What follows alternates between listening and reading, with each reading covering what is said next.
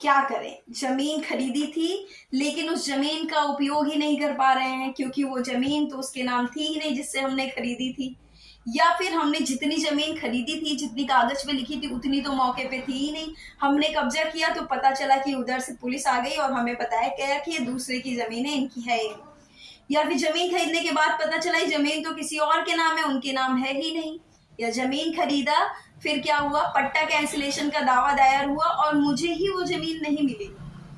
तो इन सारी चीजों को मीन्स ये क्या हो रहा है कि जमीन मैंने तो पैसे भी दे दिए और हमें जमीन भी नहीं मिल रही है।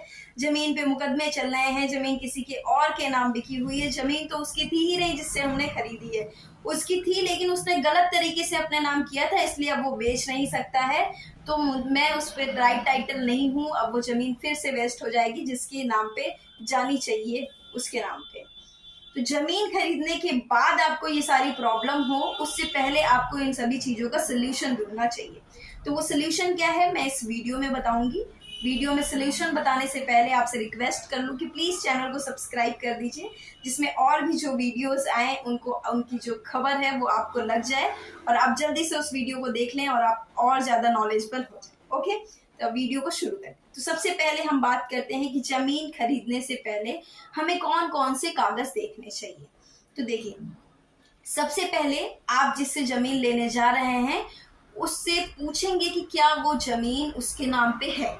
अगर वो कहता है कि यस, वो जमीन जो है वो मेरे नाम पे है और मेरे पास ट्रांसफरेबल राइट है, मैं उस जमीन को बेच सकता हूँ, फिर आपका दूसरा क्वेश्चन होना चाहिए कि वो जमीन उसके नाम पे कैसे आई। मतलब तुमने कैसे इस जमीन को खरीदा, या आपके फादर से आपको मिली हुई है, या आपके फादर से फादर को मिली थी, फादर ने आपको दी थी, या किसी विल डीड के थ्रू आपको मिली हुई है, या किसी गिफ्ट डीड के थ्रू आपको मिली हुई है, या आपने परचेज की है, किसी सेल डीड के थ्रू आपको मिली हुई है।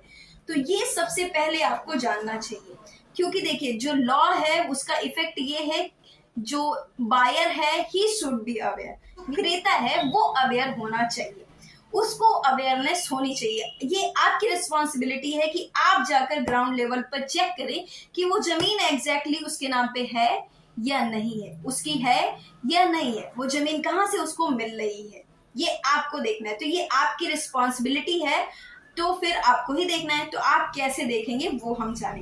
तो सबसे पहले आप उनसे पूछ लेंगे कि ये जमीन आपके नाम पे है, आपके नाम है तो कैसे आपके नाम पे आई हुई है, ये भी जरूर चेक कर लीजिएगा।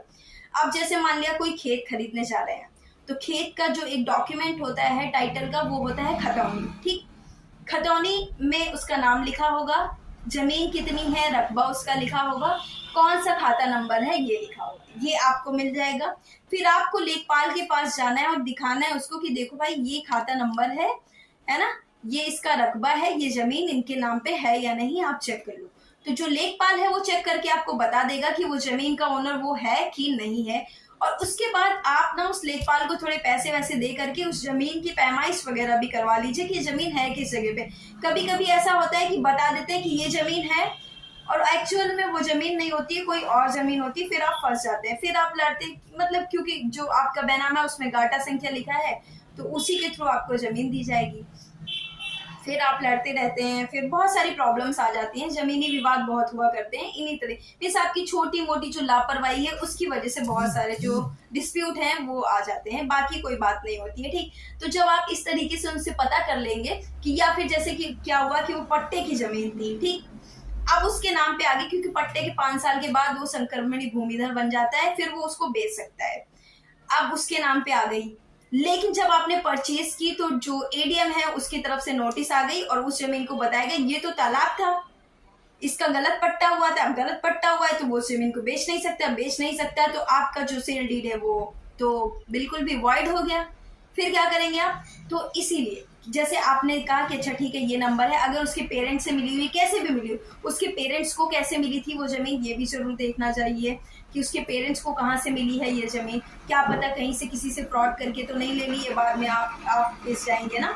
तो इस तरीके से आपको जमीन का पता लगाना है कि देखिए ये जमीन इसको मिली है, कैसे मिली है, मीन्स आप जिससे जमीन खरीदने जा रहे हैं उससे वो जमीन उसे कैसे मिली है, ये बात आपको पता करनी पड़ेगी। वो जमीन कहाँ पे है ये पता करनी पड़ेगी, उसने किसी को बेचा तो नहीं, ये तो आसपास में लोगों से आपको बात करने से पता चलेगा। कभी कभी क्या होता है कि शेयर डीड लिख दी जाती है लेकिन दाखिल खारिज नहीं करवाया जाता है, दाखिल खारिज लोग बाद में करवाते हैं, तो देखिए आप फिर दोबारा आपको बेच दिया जाता है। तो आप ये नहीं कह सकते कि उस जमीन के जो राइट ओनर हैं वो आप होंगे, वो जमीन का जो ओनर है वो फर्स्ट बायर ही होगा, आप नहीं होंगे। तो ये आपको पता लगाना पड़ेगा कि जो जमीन है वो किसके नाम पे, कहाँ पे। और हाँ, जमीन अगर आप जो खेती की जमीन अगर वो खरीदते हैं, अगर किसी जमीन है जो जिसका खतरा खतौनी है, वह जमीन आप खरीद रहे हैं, तो उसमें सबसे पहले आप करिए म्यूटेशन। ठीक, जैसे जमीन खरीदा है वैसे उसको अपने नाम पे ट्रांसफर करवा लीजिए, ये काम करिएगा। क्योंकि कभी कभी होता है कि आपने जमीन खरीद ली है, बाद में फिर वो किसी और को बेच देता है, फालतू का लफड़ा हो जाता है ना, दूसरे को बेच दिया क्योंकि खतौनी में तो उसका नाम था, फिर आप दोनों आपस में लड़ते रहते हो, हमारी जमीन है हमारी जमीन है हमारी जमीन है, या फिर दाखिल खारिज के लिए लड़ते रहते हो, हमारा है हमारा है। तो इस तरीके से डिस्प्यूट बढ़ता जाता है। डिस्प्यूट को कम कैसे किया जाए वो हम इस चैनल पे जानते हैं, तो इसी के लिए मैं बता रही हूँ कि आप देखिए, सबसे पहले ये सब पता कर लिया, ये हो गई खेती की जमीन के बारे में सारी जानकारी। सबसे पहले क्या करना है आपको, आपको पता लगाना है कि जो जमीन है वो उनके नाम है कि नहीं है। अगर उनके नाम है तो वो जमीन उनके नाम पे कैसे आई है ये भी आपको जानना बहुत जरूरी, क्योंकि कभी कभी लोग फ्रॉड करके अपने नाम पे चढ़वा लेते हैं, लेकिन जब फ्रॉड सामने आता है तो फिर पता चलता है ये तो इनके नाम पे थी। ठीक, तो यहाँ से आप सेफ हो जाएंगे बहुत हद तक, 90% आप सेफ हो जाएंगे। 10% अगर वो बहुत ज्यादा चालाक हुआ तो फिर आप फंस सकते हैं, अदरवाइज नहीं। उसके बाद अब हम बात करते हैं, अगर आप मकान वगैरह खरीदते हैं तो कैसे, उसका क्या क्या कैसे देखना है आपको। तो देखिए, मकान के पहले एरिया वगैरह देख लीजिए, अगर गांव सभा की जमीन है तो वो सारा चेक करवा लीजिए कि क्या ये इनके नाम पे थी या नहीं थी, इनको मिला है तो कैसे मिला है, कहीं ऐसा तो नहीं इन्होंने किसी और के जो मकान है उसका कब्जा कर लिया है। आप उनसे पूछ सकते हैं कि भाई ये मकान आपको कैसे मिला, या तो वो बेनामे के थ्रू खरीदा होगा या उनके एंसेस्टर प्रॉपर्टी से उनको मिला होगा। अगर एंसेस्टर प्रॉपर्टी से उनको मिला है तो फिर उनके जो नगर पालिका वगैरह है वहां पर उनका नाम होगा, वहां से आप चेक वगैरह करवा लीजिए कि इनका नाम पे चढ़ा है कि नहीं है, कैसे क्या है, तो वहां से आपको सारा रिकॉर्ड मिल जाएगा कि हाँ ये एक्चुअल में ओनर है इस जमीन के। फिर आप उसको परचेज करिए, फिर कोई प्रॉब्लम नहीं होती है। लेकिन अगर आप इन सारी चीजों को नहीं देखते हैं तो फिर आपको प्रॉब्लम हो जाती है। कभी कभी होता है कि जमीन उनके नाम पे नहीं थी, उन्होंने किसी से हड़प लिया था, या फिर वो कोई और ओनर था, बेच किसी और ने दिया है, तो इन सारी चीजों से फिर आप बचे रहेंगे। फिर जो फालतू की लिटिगेशंस होती हैं वो भी नहीं होंगी, अगर होती भी हैं तो आपके फेवर में होगा सब कुछ। Okay, thank you. मुझे लगता है कि अब बहुत हो गया है, इतने में आप समझ गए होंगे आपको जमीन लेने से पहले क्या क्या देखना है। Okay, thank you. अच्छा देखिए, ये मैं उत्तर प्रदेश की बात कर रही हूँ, लेकिन जो बहुत सारी जगहों की जमीनें हैं उनका खतौनी वगैरह होता है और लगभग उनका प्रोसेस यही होता है, तो आप वहां पे ये सारी चीजें देख सकते हैं। लॉ अलग हो सकता है लेकिन थोड़ा थोड़ा सा सेम होता है, तो आप देख लीजिएगा। Okay, thank you.